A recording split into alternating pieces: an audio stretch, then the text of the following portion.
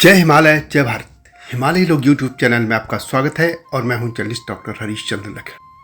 गढ़वाल के ब्राह्मण, इस मामले में वैसे एक वीडियो पहले से इस चैनल में है, लेकिन इस बार मैं आपको बता रहा हूं कि गढ़वाल में ब्राह्मणों के कुल 5 तरह के भेद थे, यानी 5 तरह की श्रेणियां थी। जब तक मैं आपको विस्तार से बताऊं तब तक आपसे अनुरोध है कि हिमालय सभ्यता पर केंद्रित इस चैनल को सब्सक्राइब अवश्य कर दीजिए। गढ़वाल में अब ब्राह्मणों के जितने भी भेद थे, सरोला, गंगाड़ी, नाना गोत्री वगैरह, आज यह भेद मिट चुका है, लेकिन कभी ऐसा नहीं था। 1871-72 की जो जनगणना हुई थी, तब यहाँ पे गढ़वाली ब्राह्मणों के 5 यहाँ की उनकी श्रेणियाँ शामिल की गई थी। यह अंग्रेजों के शासनकाल की पहली जनगणना थी, 1871-72। इस जनगणना में गढ़वाली ब्राह्मणों को गंगाड़ी, ओझा, खसिया, सरोला और जाई, इन 5 वर्गों में बांटा हुआ बताया गया है। उत्तराखंड के इंसाइक्लोपीडिया डॉक्टर शिव प्रसाद डबराल चारण अपनी पुस्तक उत्तराखंड का इतिहास, इसमें लिखते हैं कि निश्चय ही जनगणना अधिकारी को यह सूचना किसी ऐसे शिक्षित गढ़वाली या कुमाऊनी ने दी होगी जो जिले में ऐसी मान्यताओं से सुपरिचित रहा होगा। 1884 में एटकिंसन को गढ़वाली ब्राह्मणों के 4 वर्ग बताए गए थे: सरोला, गंगाड़ी, निरोला और जोगी पुजारी।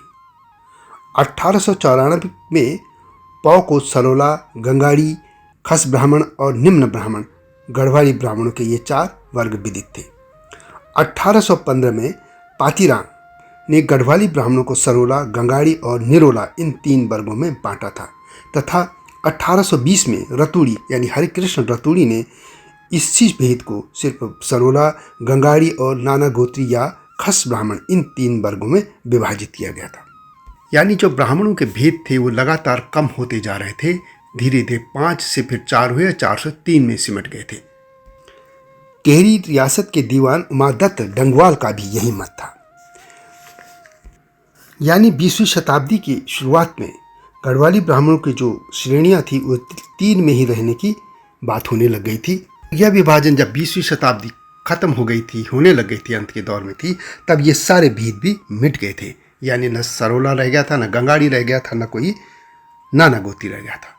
और इससे पहले, जबकि मैंने पहले भी कहा कि गढ़वाली जो ब्राह्मणों की 5 श्रेणियाँ 1872, 71-72 की जो जनगणना हुई थी, उसमें गंगाड़ी, ओझा, खसिया, सरोला और जाई, ये 5 श्रेणियाँ रखी गई थी। और यह सुखद है और यह अच्छी बात है कि आज ये जो भी भेद थे ये सब समाप्त हो गए।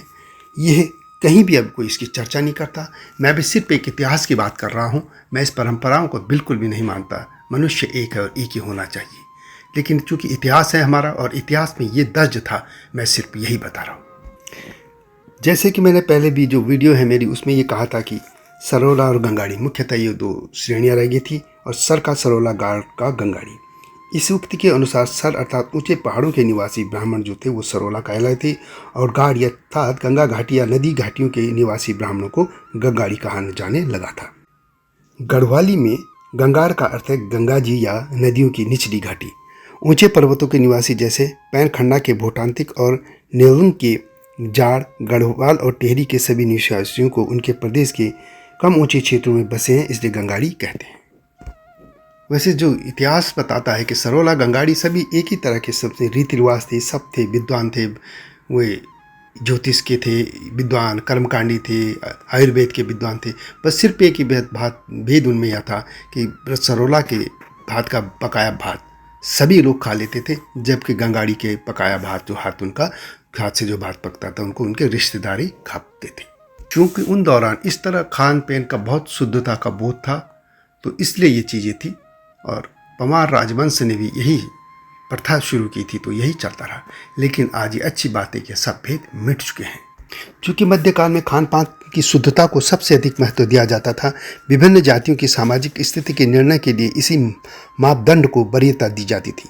गढ़वाल में दाल भात को जूठा भोजन कहा जाता था और इसे ग्रहण जो करने में विशेष परहेज होता था, जबकि साग रोटी के संबंध में इतने कड़े प्रतिबंध न थे। एटकिंसन के अनुसार गंगाड़ी ब्राह्मणों के पूर्वज गंगा जी की कम ऊंची उपत्यका में बसे हुए गढ़वाल के जो छोटे गढ़पति थे, उनके दरबारों में नौकरी करते थे, जबकि चांदपुर और रोभा में बसे हुए ब्राह्मणों के पूर्वजों को चांदपुर गढ़ी के पंवार राजाओं ने अपने दरबार में रखा था। उनको रसोईया भी बनाया था, उनके पुजारी भी थे, पुरोहित भी थे और उनके वैद्याचार्य भी थे।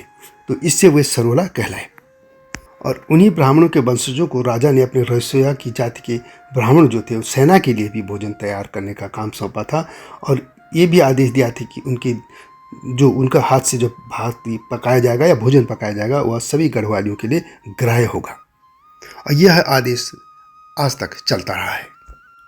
डॉक्टर डबराल अपनी पुस्तक में लिखते हैं कि बद्रीनाथ मंदिर के भूतपूर्व व्यवस्थापक पंडित शालिग्राम वैष्णव के अनुसार सरोला शब्द गढ़वाली शब्द रसवाला का अपभ्रंश है। पंडागणों में भी सरोला और गंगाड़ी दोनों हैं, और सरोला जाति के पंडे डिमरी, हटवाल और सती तथा गंगाड़ी जाति के पंडे देवप्रयागी हैं। सरोला पंडे बद्रीनाथ जी की भोग मंडी के भीतर भोग पकाने जा सकते हैं, गंगाड़ी जाति के नहीं जाते। इससे स्पष्ट है कि जो सरोला ब्राह्मण थे उनके पकाया भात को भगवान बद्रीनाथ एवं उनको बोलंदा बद्री माने जाने वाले गढ़ नरीशों को भी ग्राह्य था, इसलिए उनकी प्रजा के लिए भी यह पुनीत था। तो यह वीडियो कैसी लगी आपको कमेंट में अवश्य लिखें, और हिमालय सभ्यता पर केंद्रित इस चैनल को सब्सक्राइब करना न भूलना। अगली वीडियो की प्रतीक्षा कीजिए। तब तक जय हिमालय, जय भारत।